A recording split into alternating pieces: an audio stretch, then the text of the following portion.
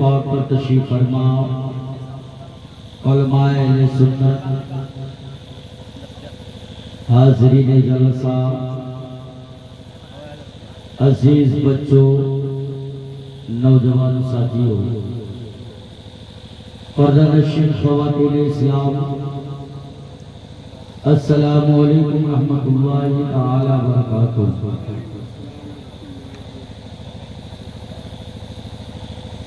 الحمدللہ الذی ابطأ الافلاک والارضین، والصلاة والسلام علی سید الانبیاء والمرسلین وعلى آلہ واصحابہ اجمعین، اما بعد، فاعوذ باللہ من الشیطان الرجیم، بسم اللہ الرحمن الرحیم، محمد رسول اللہ والذین معہ اشداء علی الکفار ورحماء بینہم تراہم رکعا سجدا یبتغون فضلا من اللہ رضوانا۔ صدق اللہ المولانا العظیم وبلغنا رسولہ النبی الامین المکین الکریم، ونحن على ذلك لمن الشاهدين والشاكرين والحمد لله رب العالمين، آمین یا رب العالمین۔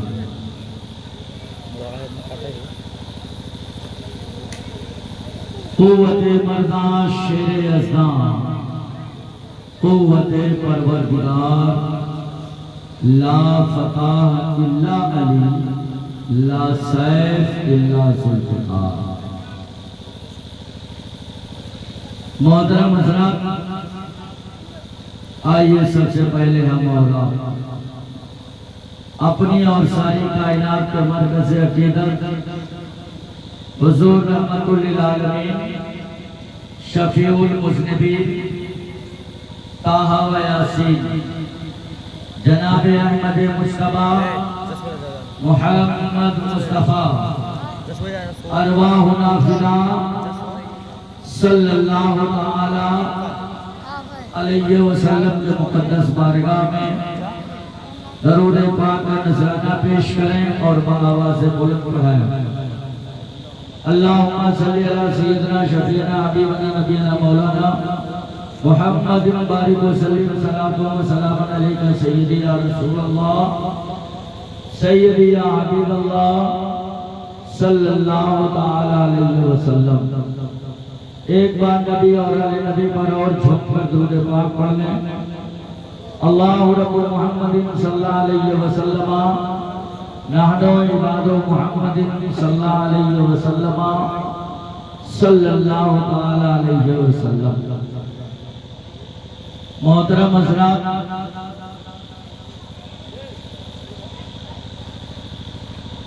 اگر آپ حضرات نے میری بات کو دل جمعی کے ساتھ سماعت کیے ہوں گے تو آج آپ کو معلوم ہوگا کہ آج کی تاریخ میں فاتح خیبر، داماد پیغمبر، مولائے کائنات علی مرتضیٰ شیر خدا رضی اللہ تعالیٰ عنہ کے تعلق سے بیان ہوگا۔ یہ علی مرتضیٰ کون ہیں؟ آئیے ان کی تاریخ پر تھوڑی سی روشنی ڈالو۔ آپ کا نام نامی اسم گرامی علی ہے، آپ کی کنیت ابو الحسن ہے، اور ابو تراب بھی آپ کی کنیت ہے۔ فاتح خیبر، داماد پیغمبر، یہ آپ کا لقب ہے۔ آپ کے والد کا نام ابو طالب ہے اور آپ کی ماں کا نام فاطمہ بنت اسد رضی اللہ تعالیٰ عنہ، یہ پہلی ہاشمی خاتون ہیں جنہوں نے اسلام کو قبول کیا۔ حضرت علی رضی اللہ تعالیٰ عنہ کی ولادت و سعادت بڑی لاجواب ہے۔ آج تک دنیا کا کوئی انسان ایسا نہیں ہوگا، اولاد آدم میں کوئی شخص ایسا نہیں ہے جس کے پیدائش پر اس کو جو مقام ملا ہے حضرت علی کے سوا کسی اور کو وہ مقام میسر نہیں ہوا۔ یعنی آپ کی ولادت اللہ کے گھر خانے کعبہ میں ہوئی۔ علی کعبہ میں پیدا ہوئے جسے اللہ کا گھر کہا جاتا ہے، اور شہید مسجد میں ہوئے جسے اللہ کا گھر کہا جاتا ہے۔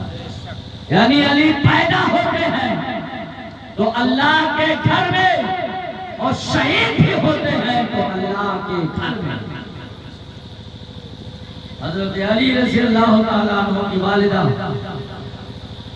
حضرت فاطمہ بنت اسد رضی اللہ تعالیٰ عنہ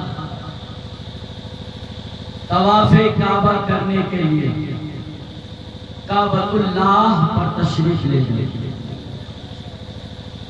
اللہ کے گھر کعبہ کا طواف کر رہی تھی اور حضرت علی آپ کے پیٹ میں تھے۔ حضرت فاطمہ بنت اسد کا 9واں مہینہ چل رہا تھا جب علی اپنے ماں کے پیٹ میں ہے، اور وہ بھی ولادت کا آخری لمحہ تھا کہ آپ کی والدہ خانے کعبہ کا طواف کرنے کے لیے آتی ہیں۔ خانے کعبہ کا ایک چکر لگاتی ہیں، 2 چکر لگاتی ہیں، 3 چکر لگاتی ہیں، یہاں تک کہ 7واں چکر پورا ہونے والا ہوتا ہے۔ تب تک حضرت فاطمہ بنت اسد کو درد ذہ شروع ہو جاتا ہے۔ وہ درد جو عورتوں کو بچوں کے پیدائش کے وقت ہوا کرتا ہے۔ حضرت فاطمہ بنت اسد عرض کرتی ہیں، اے رب کعبہ، یہ معاملہ تو بڑا بھیانک آ گیا ہے، میرے مالک و مولا، اب میری عزت تیرے ہاتھ میں ہے۔ پروردگار عالم، جب میرے یہاں پیدائش کا وقت ہو گیا ہے، مولا تیرے گھر کعبہ کا طواف کر رہی ہوں، یا تو مجھے اتنا مہلت دے دے کہ میں اپنے گھر جا سکوں، یا مولا اپنے گھر کعبہ کے اندر دکھا دے دے کہ اپنی ولادت کرا سکوں۔ تاریخ کعبہ اس بات کو بیان کرتی ہے کہ ابھی آپ کی دعا بارگاہ الہی میں اٹھتی ہے، جس پروردگار نے کعبہ کو سر کرنے کا حکم دیا، کعبہ کی دیوار سر ہوتی ہے، فاطمہ بنت اسد کعبہ میں داخل ہوتی ہے۔ علی کی پیدائش کعبۃ اللہ ہے سبحان اللہ۔ علی کی پیدائش کعبۃ اللہ میں ہوتی ہے، یعنی اللہ کے گھر کعبہ میں ہوتی ہے۔ دیوار پھٹ جاتی ہے، فاطمہ بنت اسد کعبہ کے اندر جاتی ہیں، اور حضرت علی کعبہ کے اندر پیدا ہوتے ہیں۔ حضرات میں آپ سے پوچھنا چاہتا ہوں کہ جہاں بچے پیدا ہوتے ہیں، بچوں کی پیدائش کے بعد ماں بھی ناپاک ہوتی ہے۔ جو بچہ پیدا ہوتا ہے وہ بھی ناپاک ہوتا ہے۔ جس جگہ بچہ پیدا ہوتا ہے وہ جگہ بھی ناپاک ہوتی ہے۔ لیکن یہ نارائن پور کے سچے مسلمانوں، تمہیں پیغام دیتا ہوں کہ علی کعبہ میں پیدا ہو رہے ہیں تو کعبہ بھی پاک ہے، ان کی ماں فاطمہ بھی پاک ہے، اور علی مرتضیٰ شیر خدا بھی پاک ہے، اور کیوں نہ پاک ہو، کیونکہ یہ گھرانہ نبی کا گھرانہ ہے، جس کے تعلق سے بریلی کے آسان یوں پکار کے کہتے ہیں، تیری نسل پاک میں ہے، بچہ بچہ نور کا، تو ہے نور تیرا سب گھرانہ، تو ہے نور تیرا سب گھرانہ نور کا۔ محترم حضرات، یہ حضرت علی ہیں، کعبہ میں پیدا ہوئے، لیکن آپ نے اپنے آنکھ کو نہیں کھولا۔ کعبہ میں پیدا ہوئے، شاید بھائی توجہ نہیں دی، کعبہ میں پیدا ہوئے لیکن آپ نے اپنے آنکھ کو نہیں کھولا۔ آپ کو کرم اللہ تعالی وجہ الکریم بھی اسی لیے کہتے ہیں۔ جب آپ پیدا ہوئے تو آپ کا دونوں ہاتھ آپ کے آنکھوں پر ہی آنکھ نہیں کھلی، علی نے کعبہ کو نہیں دیکھا۔ حضرت علی کی والدہ اور دیگر عورتوں نے بڑی کوشش کی کہ حضرت علی کا ہاتھ ان کے آنکھ سے ہٹ جائے، لیکن آپ کا ہاتھ آپ کے آنکھ سے ہٹا نہیں۔ جیسے ہی لوگ ہٹاتے پھر آپ کا ہاتھ آپ کے آنکھوں پہ آ جاتا۔ ایک دن گزر گیا، 2 دن گزر گیا، تیسرا دن آ گیا، حضرت علی نے آنکھ نہیں کھولی، نہ ماں کو دیکھا، نہ باپ کو دیکھا، نہ اللہ کے گھر کعبہ اللہ کو دیکھا، آنکھیں نہیں کھول رہے ہیں۔ اتنے میں اللہ کے نبی صلی اللہ علیہ وسلم کو معلوم ہوا کہ آپ کے چچا ابو طالب کے گھر میں ایک بیٹا پیدا ہوا ہے۔ کہہ دو سبحان اللہ۔ ایک بیٹا پیدا ہوا ہے جو اپنی آنکھوں کو نہیں کھول رہا، اپنے ہاتھ کو اپنی آنکھوں پر رکھے ہوئے، ہاتھ ہٹایا جا رہا ہے لیکن پلٹ کر کے پھر اسی جگہ ہاتھ لے آتا ہے۔ اللہ کے رسول صلی اللہ علیہ وسلم نے ابھی اپنے نبوت کا اعلان نہیں کیا تھا، آئے اور فرمایا اے میری چچی، کہاں ہے میرا وہ بھائی جو ابھی تک اپنی آنکھوں کو نہیں کھولا؟ آپ کی چچی حضرت فاطمہ بنت اسد نے اپنے بیٹے علی کو اپنے گود میں لیا، علی کو نبی کے گود میں دے دیا، اور جب علی نے نبی کی نبوت والے خوشبو کو محسوس کرتے ہیں، اپنے آنکھوں کو کھول دیتے ہیں۔ میں نے عالم تصور میں علی کی بارگاہ میں عریضہ پیش کیا، اے مولا علی، آپ تو پیدا ہوئے تھے اللہ کے گھر کعبہ میں، آپ کے اپنے ماں کے گود میں تھے، دیگر عورتوں کے گود میں تھے، آنکھوں کو کیوں نہیں کھولا؟ پر تربت علی سے آج بھی یہ جواب آتی ہے کہ میں عثمان یہ دیکھنا چاہتا تھا کہ سب سے پہلے اگر میری آنکھیں دیکھیں تو کسی اور کو نہیں بلکہ نبی کا چہرہ، نبی کے نبوت والے چہرے کو دیکھیں، اس چہرے کو دیکھیں جس چہرے کے بارے میں قرآن فرماتا ہے وَالضُّحَىٰ وَاللَّيْلِ إِذَا سَجَىٰ، اس چہرے مقدسہ کو دیکھیں۔ حضرات محترم، علی کی شان بہت بلند ہے۔ علی نے اگر کسی کو دیکھا تو سب سے پہلے پیدا ہوتے ہوئے اللہ کے رسول کے مقدس چہرے کو دیکھا۔ چنانچہ ایک دور ایسا بھی آیا کہ مدینہ شریف میں قحط سالی پڑ گئی، مکہ شریف میں قحط سالی پڑ گئی، اہل مکہ ایک ایک دانہ کے لیے ترسنے لگے، غریبی، مفلسی، خلاصی کا عالم ہو گیا، پورا مدینہ حیران و پریشان ہے، پورا عرب حیران و پریشان ہے، پورا مکہ حیران و پریشان ہے۔ مولا کیا کیا تھا؟ ابو طالب کے بوجھ کو ہلکا کرنے کے لیے میرے مصطفیٰ بارگاہ ابو طالب میں تشریف لاتے ہیں، میرے آقا ارشاد فرماتے ہیں اے میرے چچا، ایک دور وہ تھا جب تم نے ہماری پرورش کی تھی، اب میں علی کو اپنے گود میں لے کر ان کی پرورش کر کے اپنے حق کو تم سے ادا کرنا چاہتا ہوں، بدلہ پورا کرنا چاہتا ہوں۔ वैशाली पड़ी हुई है मक्का में, आप मेरे भाई अली को मुझे दे दो, मैं इनकी परवरिश करूँ। चुनांचे अबू तालिब ने हजरत अली को रसूलुल्लाह के गोद में दी। अब आपकी पूरी परवरिश रसूल बावकार के गोद में होगी। हजरात कुर्बान जाओ उस मुअज़्ज़ज़ हस्ती पर जिसकी परवरिश करने वाला कोई दुनियादार नहीं है बल्कि अहमद मुख्तार है। अल्लाह के रसूल परवरिश कर रहे हैं। यही वजह है कि हजरत अली ने कभी बुत के आगे सजदा नहीं किया। आप बचपन ही से मुवहिद थे और इस्लाम लाने के बाद मुसलमान हो गए। शिर्क कभी नहीं आपने किया। आपके इस्लाम लाने का वाक़या सैयदना सरकार आला हज़रत इमाम अहमद रज़ा खान फासिल बरेलवी रज़ियल्लाहु ताला अन्हु अपनी किताब तंज़ियतुल मकानतुल हैदरिया में यूं तहरीर फरमाते हैं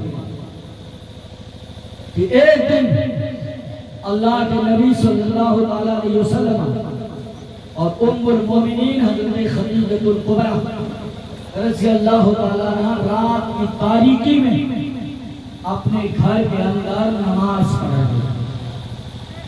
बगल में हजरत अली सोए हुए। अली की आंखें खुल गई। पूछा है मेरे भाई ये क्या कर रहे हो? आका ने इरशाद फरमाया अल्लाह की इबादत कर रहे हैं, परवरदिगार की इबादत कर रहे हैं। परवरदिगार वो है जिसने हम सबको पैदा किया और जिसने सारी कायनात को वजूद दिया। उसे अल्लाह वहदहु ला शरीक की इबादत कर रहा हूं। हजरत अली से मेरे आका ने फरमाया है अली तुम भी इसी मजहब में दाखिल हो जाओ। हजरत अली ने अर्ज किया कि मैं जब तक अपने बाप अबू तालिब से इस बारे में मशवरा नहीं लूंगा, पूछ नहीं ले लूंगा, उस वक्त तक मैं कोई जवाब आपको नहीं दे सकता। क्योंकि उस वक्त इस्लाम को छुपा के रखना मकसद था।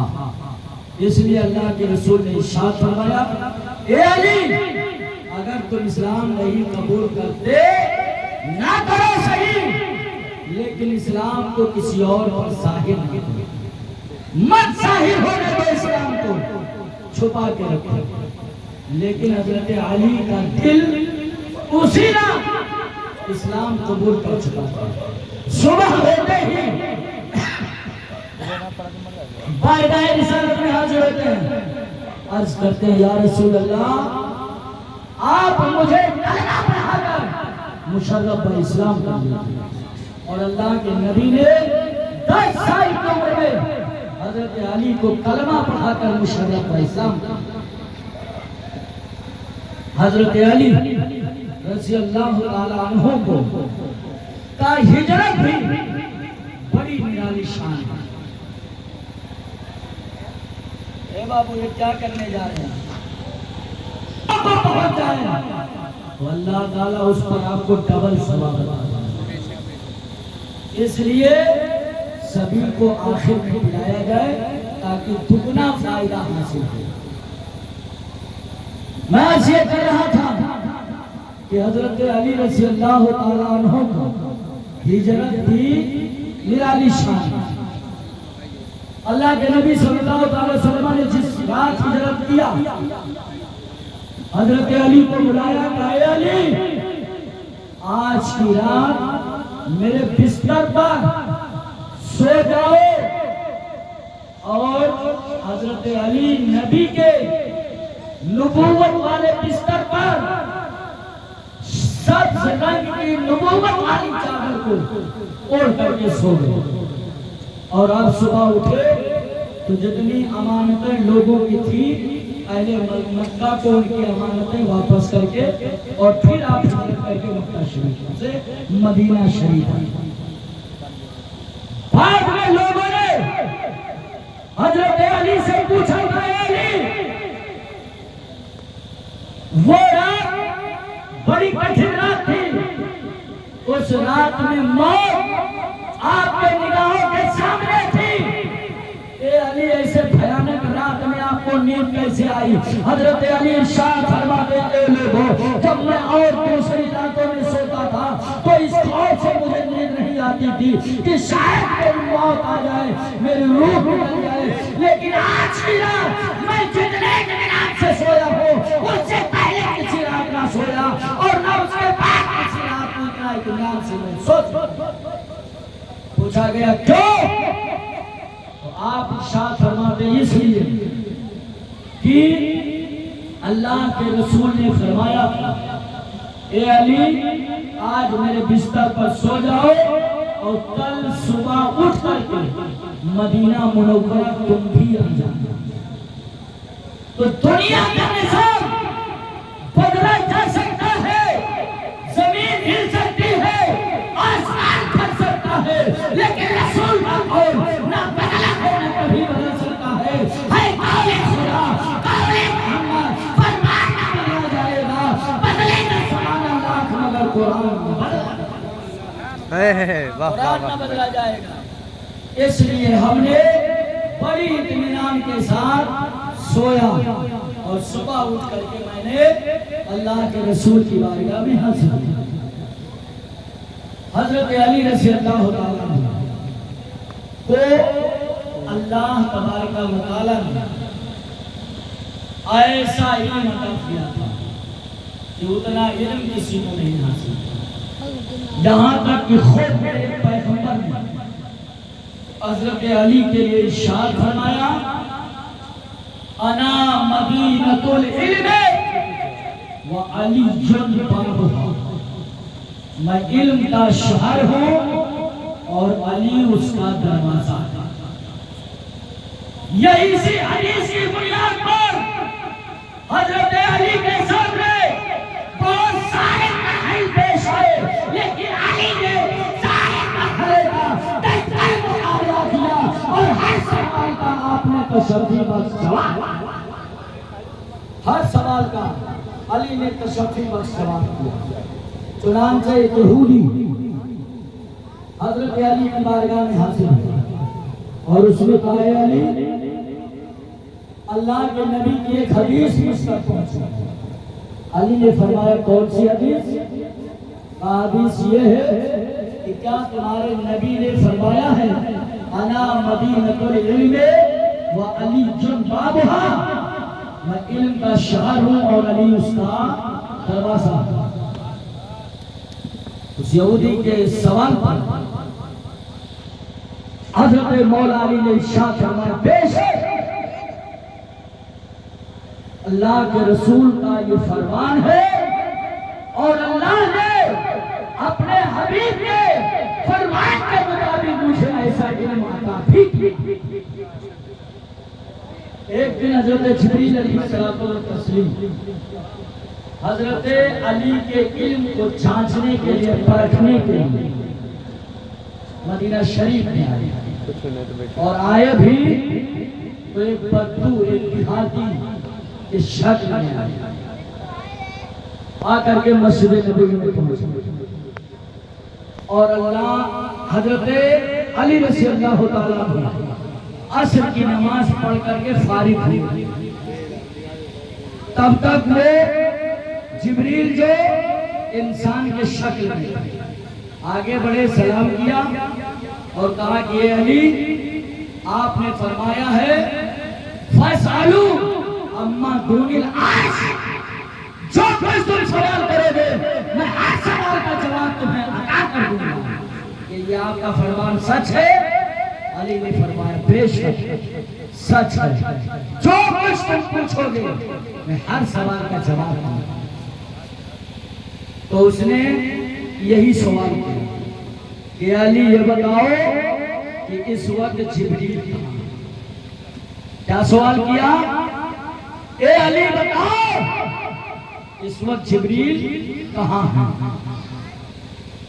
حضرت علی رضی اللہ تعالیٰ عنہ نے اپنی آنکھوں کو بند کر دیا، قید و طلب کے سبحان اللہ، اپنی آنکھوں کو بند کر لیا۔ حضرات آج ہمیں اور آپ کو کوئی چیز دیکھنی ہوتی ہے تو ہم اپنے آنکھوں کو کھول کر دیکھتے ہیں، لیکن جو اللہ والے ہوتے ہیں وہ جب کسی چیز کو دیکھنا چاہتے تو آنکھوں کو کھول کر کے نہیں بلکہ آنکھوں کو بند کر کے دیکھتے ہیں۔ اسی لیے تو علامہ اقبال نے کہا تھا الٹے خیال کرتے ہیں دیوار کا نیش، آنکھوں کو بند کرتے ہیں دیدار کے لیے، آنکھوں کو بند کرتے ہیں دیدار کے لیے۔ حضرت علی نے اپنی آنکھوں کو بند کر دیا۔ اس کے بعد آپ نے زمین کی طرف دیکھا،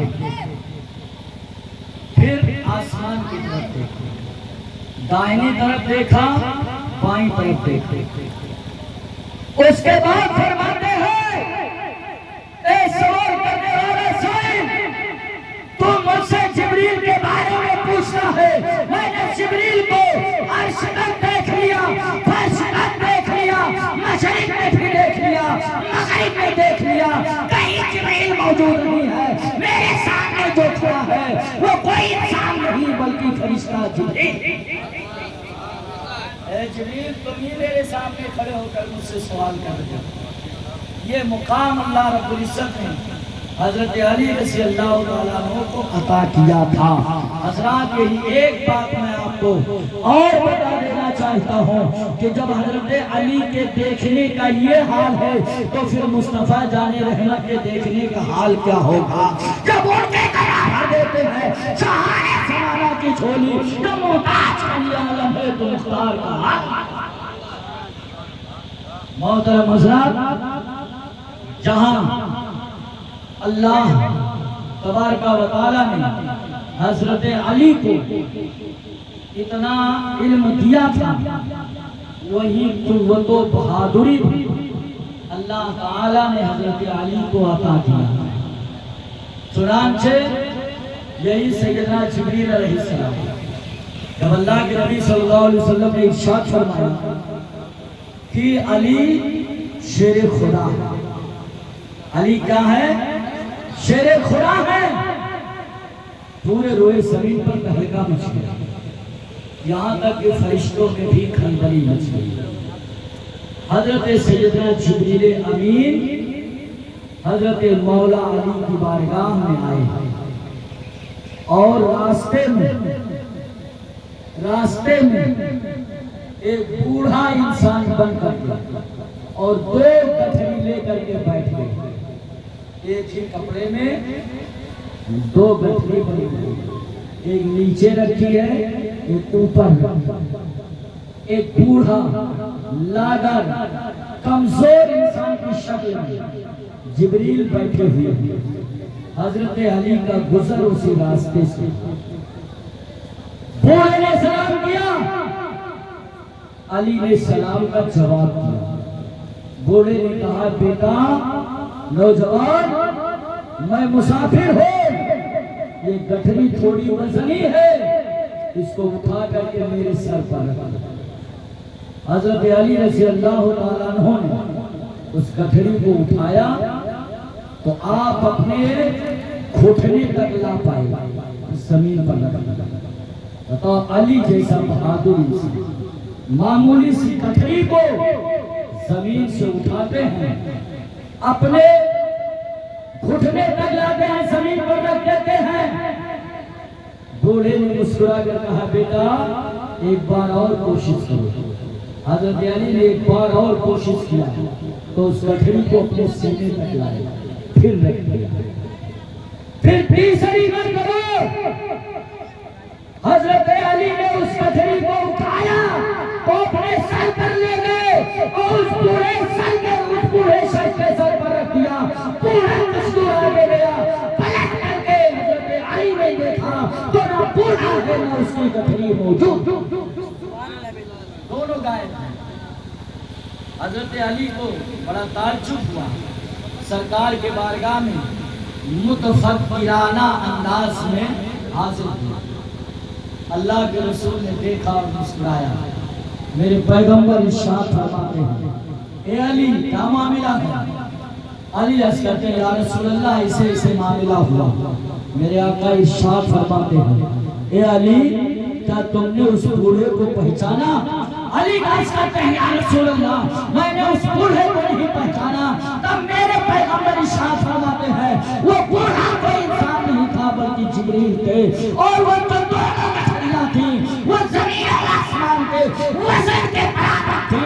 اللہ تعالیٰ نے تمہارے امتحان کے لیے جبریل کو بھیجا اور تم اپنے امتحان میں کامیاب ہوئے.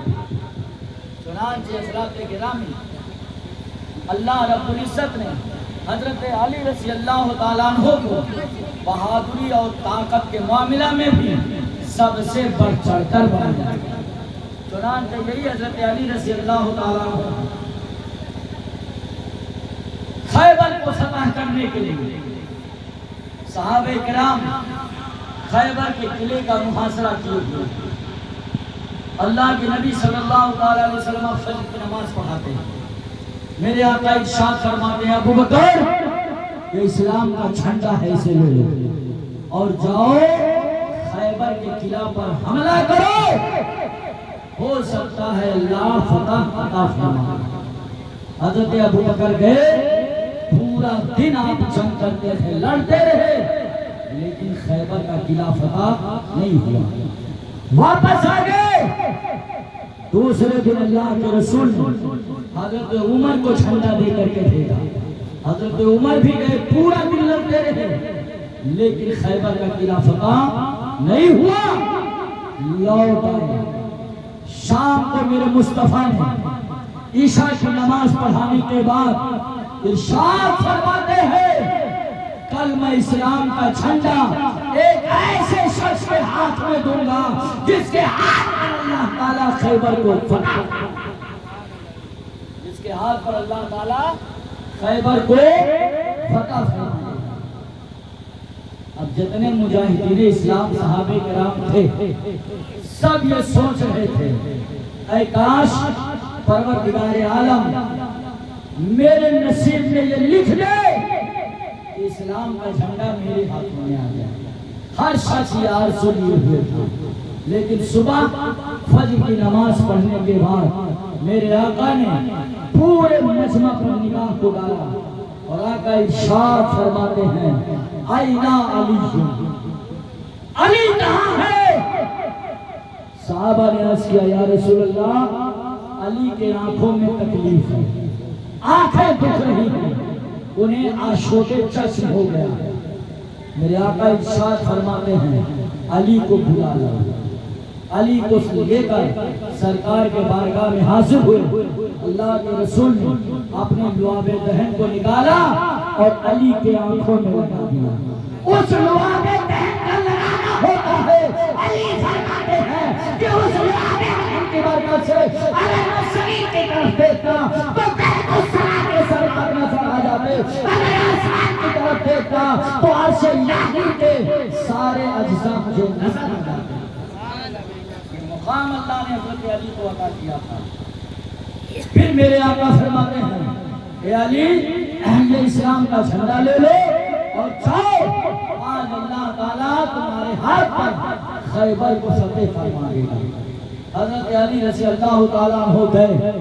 آپ نے دیکھا کہ خیبر کا قلعہ بڑا مضبوط ہے اور قلعہ کے فصیل پر یہودی بیٹھے ہوئے جو اوپر سے تیر چلا رہے ہیں, آگ کا گولا پھینک رہے ہیں, گرم پانی ڈال رہے ہیں, پتھر برسا رہے ہیں. حضرت علی دیکھتے رہے کہ قلعے کے اندر کسی طرح سے گھس سکیں, قلعہ کے اندر داخل ہو سکیں, لیکن کوئی راستہ نظر نہیں آیا. حضرت علی رضی اللہ تعالیٰ عنہ پڑھ کر کے جاتے ہیں اور خیبر کے دروازہ کو اپنی ہاتھوں سے پکڑ کر کے اور اٹھا دیتے ہیں, پھینک دیتے ہیں. دور ارشاد فرماتے میرے مجاہدوں آگے بڑھو, رب تعالیٰ خیبر کو تمہاری ہاتھوں پر فتح. اور اللہ تعالیٰ نے خیبر کو فتح کر.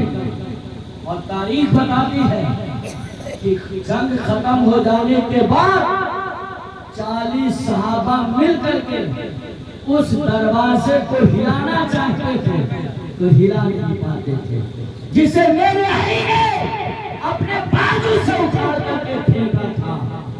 حضرات یہ طاقت و قوت اللہ نے حضرت علی کو عطا کیا. یہی حضرت علی رضی اللہ تعالیٰ عنہ عمر ابن عبد عود جو ایک بہت بڑے پہلوان کا نام ہے. 1000 نوجوانوں کے برابر اس کو تنہا مانا جاتا تھا. عرب کا 1000 نوجوان ایک طرف ہو اور عمر ابن عبد عود ایک طرف ہو تو 1000 نوجوان اس عمر ابن عبد عود کو پسپا نہیں کر سکتے. اتنی طاقت اس کے اندر تھی. جنگ خندق کے موقع پر وہ اپنے گھوڑے کو دوڑاتا رہا خندق کو دیکھتا تھا کہاں سے کم جگہ ہو اپنے گھوڑے کو دوڑا کر کے مسلمانوں پر حملہ کر. اس نے موقع کو غنیمت جانا.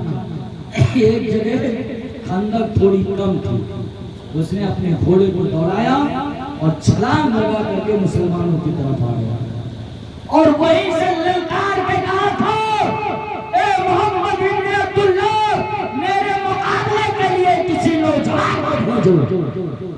اللہ کے رسول صلی اللہ علیہ وسلم نے اتنا فرمان سنا. حضرت علی نے سنا. حضرت علی چٹ سے کھڑے ہوئے. یا رسول اللہ مجھے اس گستاخ کا سر کاٹ کر آپ کے قدموں میں لانے کے لیے بھیج دو. اللہ کے نبی نے ارشاد فرمایا عمر اے علی یہ عمر ابن عبد عود یعنی یہ بہت بڑا بہادر. بیٹھ گئے. حضرت علی بیٹھ گئے. پھر اس نے للکارا ہر من مبارزین ہے کوئی میرے مقابلے میں آنے والا. پھر حضرت علی کھڑے ہو گئے. اللہ کے رسول ارشاد فرماتے ہیں اجلس یا علی ہاذا عمر ابن عبد عود. اے علی بیٹھ جاؤ یہ عمر ابن عبد عود ہے. حضرت علی پھر بیٹھ گئے. تیسری مرتبہ جب اس نے للکارا حضرت علی کھڑے ہوئے. اللہ کے رسول نے فرمایا علی بیٹھ جاؤ. حضرت علی عرض کرتے ہیں یا رسول اللہ یہ اگرچہ عمر ابن عبد عود مجھے اجازت دیجئے یا رسول اللہ میں اس گستاخ کا سر کاٹ کر آپ کے قدموں میں ڈالوں. اللہ کے رسول صلی اللہ علیہ وسلم نے حضرت علی کے سر پر اپنے امامہ کو باندھا. امامہ باندھا ہاتھ میں ذوالفقار حیدری کو دیا اور علی کے پیشانی کا بوسہ دیا اور کہا جاؤ علی تمہیں ہم نے اللہ کے حوالے کیا. طرف کو کہہ دو سبحان اللہ. جاؤ علی ہم نے تمہیں اللہ کے حوالے کیا. حضرت علی آئے. ادھر حضرت علی میدان میں پہنچتے ہیں. ادھر اللہ کے نبی اپنے سر کو سجدہ میں رکھتے تھے. دعا کرتے ہیں میرے مالک و مولا یہ علی ہے میرا ہے میرا بھائی ہے مسلمانوں کا سپاہی ہے. مولا اگر آج علی کی شکست ہو گئی تو اسلام کی شکست ہو جائے گی. مولا اگر آج علی مارا گیا پھر اسلام کا نام لینے والا کوئی نہیں بچے گا. علی کو مولا علی کو فتح. ابھی اللہ کے رسول سر کو سجدہ میں رکھ کر کے دعا مانگے اور ادھر حضرت علی رضی اللہ تعالیٰ عنہ اس کے سامنے پہنچے. عمر ابن عبد عود نے کہا ہمارا نام کیا ہے؟ تو آپ نے فرمایا سمیتنی امی حیدر. میری ماں نے میرا نام حیدر رکھا. میری ماں نے میرا نام حیدر رکھا ہے اور حیدر کا معنی ہوتا ہے وہ شیر جو اپنے شکار کو اپنے چنگل میں پھنسا لیتا ہے. عمر ابن عبد عود نے کہا کہ تیرے والد کا نام کیا ہے؟ آپ نے فرمایا ابو طالب. کہا تب تو میرا بھتیجا لگتا ہے. واپس چلا جاؤ اور میرے مقابلے کے لیے کسی دوسرے کو میں اتنے کم عمر کے نوجوان کو قتل کرنا پسند نہیں سمجھتا. حضرت علی فرماتے ہیں لیکن میں تجھے قتل کرنا پسند کرتا ہوں. اٹھا اپنی تلوار دکھا اپنے جوہر کو.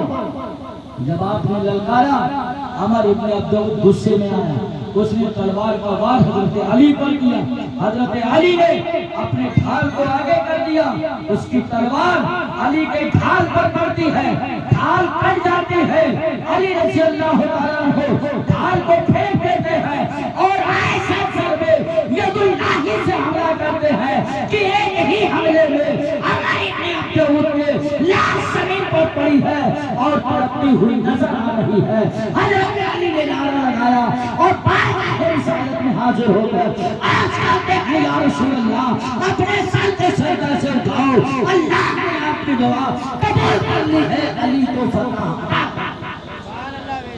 قوت مردان شیر اسلام، قوت پروردگار، لا فتح الا علی، لا سیف الا سلف۔ علی کی شان یہ ہے مسلمان، یہی حضرت علی رضی اللہ تعالیٰ عنہ۔